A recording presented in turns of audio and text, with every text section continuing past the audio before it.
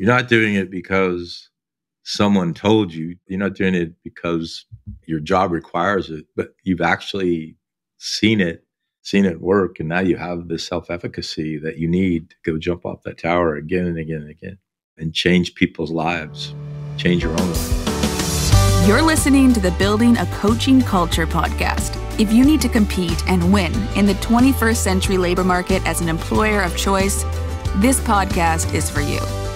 Each week, we share leadership development, coaching, and culture development insights from leading experts who are developing world-class cultures in their own organizations. And now, here's your host, J.R. Flatter.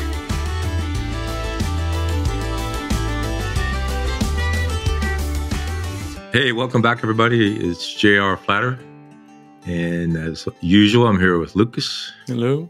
Haven't been in the same room for over 30 days, but that's my fault. I've been traveling. But definitely before we head out, we got to get together. So I wanted to, we were wondering about what we were going to do this session. I wanted to revisit an introduction to coaching. You and I are so immersed in this, teaching almost every day, one form or another, coaching almost every day in one form or another. I think it's a good opportunity to revisit some of the fundamentals and have a conversation about what is coaching, what is it all about. Very much on my mind because I'm teaching a global cohort this week. We do, as you know, two kinds of 30-hour boot camps. We do invitation only, 30 hours of the fundamentals, and then open enrollment 8 times a year, 30 hours of the fundamentals of coaching. And we just started one a couple of days ago, and it's ongoing even as you and I speak. Somebody's on the podium teaching. And so I taught this class 2 days ago, 2.5 days ago. And I started wondering, when's the last time we really talked about the fundamentals? So that's how you and I got here today. And also, not only to revisit, but I know personally my thinking, my maturation as a coach, we always talk about the scholarship and the neuroscience of leadership and coaching. My experiences as a coach and as a coach facilitator and as a coaching instructor. And our methods continue to mature and change. And so it's very worthwhile to revisit because certainly, I guess, what's that Stoic philosopher always? Heraclitus. No person ever steps into the same river twice because they're neither the same person nor is it the same river. And as I taught this lecture 2 days ago, I realized might have taught it before, but it's certainly not going to be the same lecture it was a year ago or a month ago even. And one of the things that comes to mind first when I think about this is this idea of mindfulness and how it's become woven into our coaching and our coach training. 3 years ago, 2 years ago, a year ago, had you asked me, what's the second slide of every deck you teach? It would have been, let's talk about your emotions. Let's talk about surprises that are occurring, and let's talk about insights that you're learning. Emotion, surprises, insights. But as we've continued teaching and I've continued thinking and hopefully growing, I realized I'm talking about mindfulness as I'm talking about those 3 things. And so now in every deck we teach, the second page of every deck is let's take some time and get ready to coach, to get ready to learn. So I've been rambling on for a few minutes. What are your thoughts as we go back to the basics a little bit? I guess I think when we talk about mindfulness, it's like it's encompassing a lot of the different, smaller or like more specific things that we talk about with coaching. So it's like as you interact with all these coaching concepts, eventually it distills down like a big thing that distills out is mindfulness because it's all about your perceptions and your beliefs and like you mentioned, how you come into the room, how are you showing up? And I think that's all related to mindfulness. It's interesting. Yeah, you're reminding me that one of the metaphors we use in coaching is the coaching room. And I've literally coached all over the world because I travel a lot. And that room can be a car, can be my office where I am right now, can be a hotel room. So it's much more metaphorical than it is physical. I was coaching in my car yesterday, had a doctor's appointment, And I don't know if you've scheduled a doctor's appointment lately, but my general practitioner retired. I had to get a new one. There were none available in our area. And I finally was referred to one, called them, and was told, yeah, that we're taking appointments in December, which, if you know, it's October. It's like, what? So you don't miss doctor's appointments nowadays. So I'm waiting for my doctor's appointment during a scheduled coaching session. I think I'm mindful and I'm in the room. Even though I'm in a parked car in a parking lot, I have no real distractions. I'm not looking at my iPhone. I might have the air conditioner running. It's still plenty warm here where you and I live. But I'm still mindful, and I'm doing my absolute best to coach this human being that's not halfway around the world, but several thousand miles away.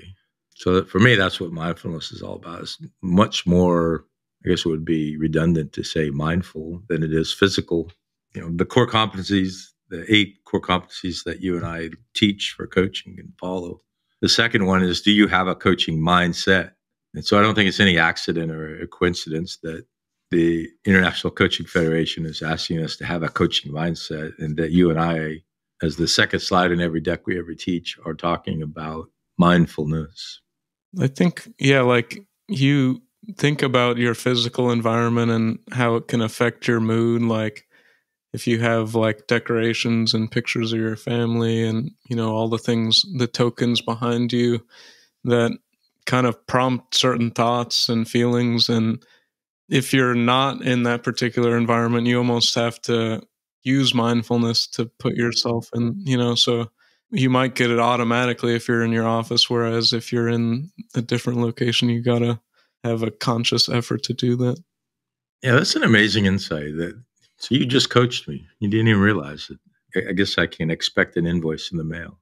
Yeah. So first of all of these books behind me, you know, I pull them off the shelf all the time and talk about them all the time because they're very real to my scholarship and my method and my experiences being a coach, being a leader, being an educator.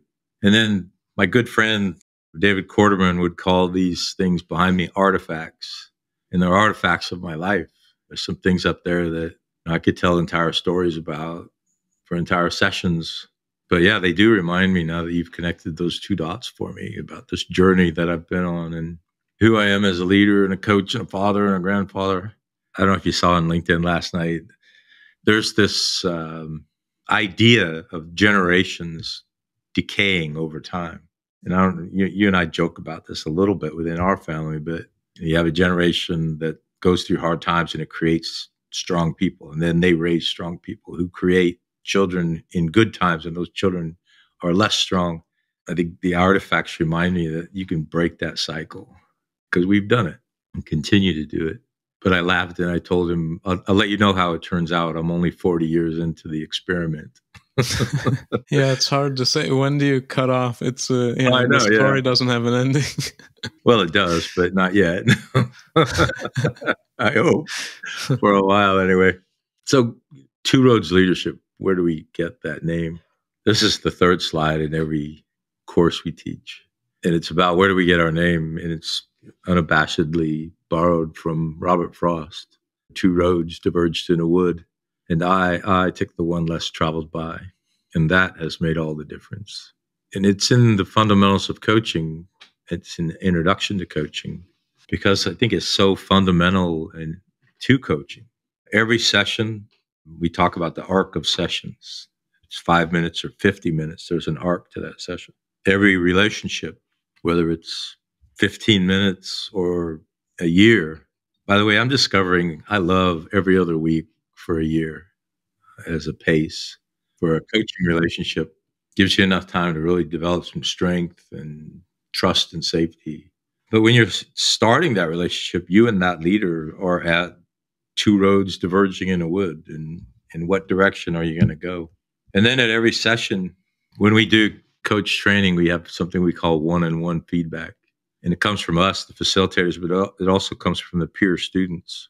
What's one thing you loved and one thing you thought might have been done better?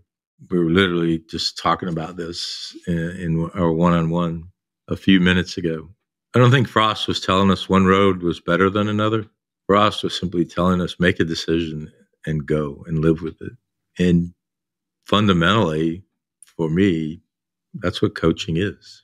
In every session, in every question, I'm standing at that intersection for every question.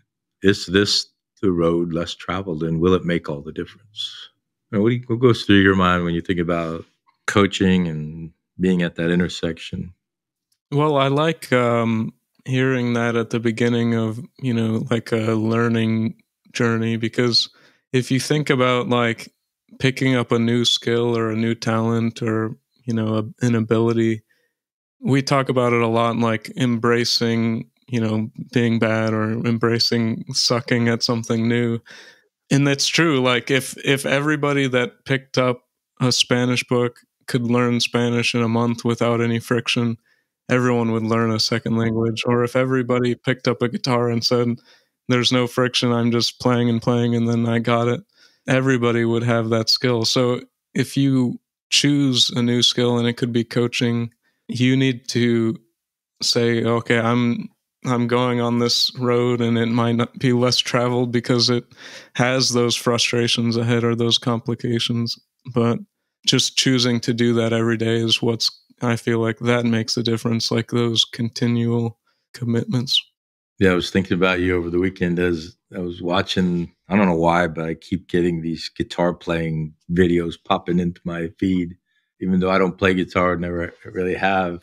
And all of the different methods necessary to be a good guitar player, and even a good guitar player, and all the different styles and preferences and methods. I mean, it's just infinite.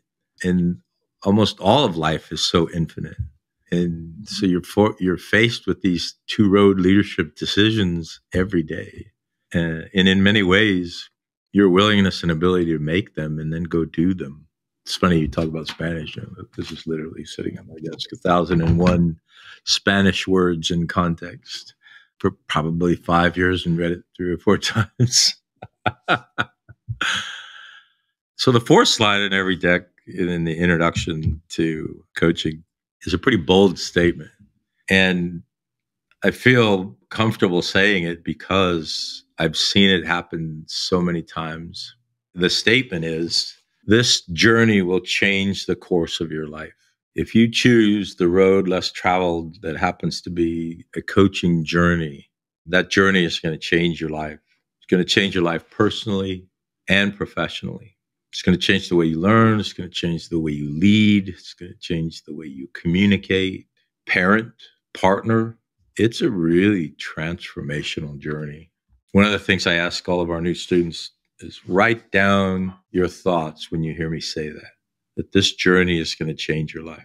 And then we revisit them at the end of the course, at the end of our time together.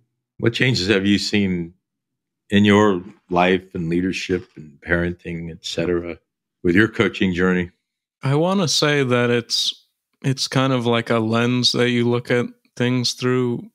Almost, you think about having a different perspective, and okay, now I'm thinking from this perspective where I used to think these things, but now I'm starting to think that, like, and we talk about it with like perception and beliefs leading to different actions, but I think like by learning how to coach, you're changing your beliefs. You're starting to believe that, there's value in these conversations, and you start to believe that it's not all about my solutions. You start to, when you see these things happening and you see the evidence and you see, okay, this person, when I coach them, I didn't think any change would come, and then it does.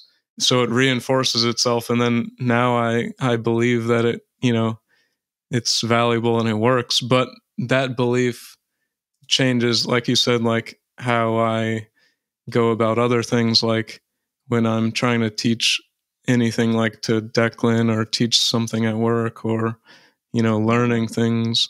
And I don't know what to pinpoint as the belief. I think one of them is like, you believe that small, consistent changes, I kind of hinted at this earlier, but small, consistent changes lead to, gain momentum and build up over time. And if you have that belief, you'll be more willing to invest time in things that are important to you, I think. Yeah, you've just reminded me of, I use this word all the time, self-efficacy. When someone says something like that to you, like this bold statement, this journey is going to change the course of your personal and professional life, you have no evidence upon which to base that. And another metaphor that we use all the time in our teaching is jump off the tower. We talk about a 10-meter tower, which is the Olympic diving level. It's a little over 33 feet. It takes gravity about a second and a half to pull you into the water once you hop off. But once you do, you have the efficacy that, okay, I've done that. Now I can do it again. And coaching's the same way. And I was just in a lecture, and one of the students said, "You've been telling me for the last couple of days." And I said, thank you for listening, and thank you for your appreciation that you've tried to put what you've heard into action. But until you actually believe it and you've created change in another person's life, then you'll start to really be on this coaching journey. You're not doing it because someone told you, Professor JR told you. You're not doing it because your job requires it, but you've actually seen it work, and now you have the self-efficacy that you need to go jump off that tower again and again and again and change people's lives, change your own life. Another requirement to get started on this journey to become a coach, have an open heart, have an open mind, and actually participate in whatever learning program you join. A lot of different places that one could go to become a coach, a lot of different ways one could learn to become a coach. And you don't really need anybody's approval to go out into the world and call yourself a coach. And so in some ways, just start getting reps, start jumping off the tower. But really an open heart and an open mind. We're well into the 21st century, as you and I talk about a lot. And coaching is becoming more and more fundamental to leadership. So having an open mind, so much involved in coming into a learning environment and having an open mind. And it's probably evident that when I'm talking about something, the most recent example of when I've talked about it keeps coming into the next conversation. But having just had this conversation a couple of hours ago about what it means to have an open mind coming into a training session or a training program, it really is, initially anyway, taking other people's word for something until such time that you've seen it either work or not work on your own behalf. And so whether it's guitar or Spanish or algebra, go into with an open mind that there are a lot of things you don't know and there are a lot of things that you can learn. But secondly, go into it with an open heart. This is probably for most people the harder of the two, an open mind. Okay, I can do that. But we're not as comfortable in practice talking about having an open heart, depending on where you grew up and what kind of culture you had in your family and what kind of culture is at the organization you work. And your own belief system, can you learn to, and there's many definitions of love, but can you learn to love the people that you work with and love your family and love yourself? I strongly think if you have an open mind and you open your heart, you can. I was teaching a particular group of folks a few weeks ago, and they were commiserating a bit. And for me, in my coaching mind, the idea that they were having such a struggle with this particular demographic was they had not yet accepted that there was an opportunity to love them. Not like you'd love a child or you'd love a life partner, but there are other ways to open your heart to other people. And I think the further and further we get into the 21st century, the more and more important that's going to become. What are your thoughts?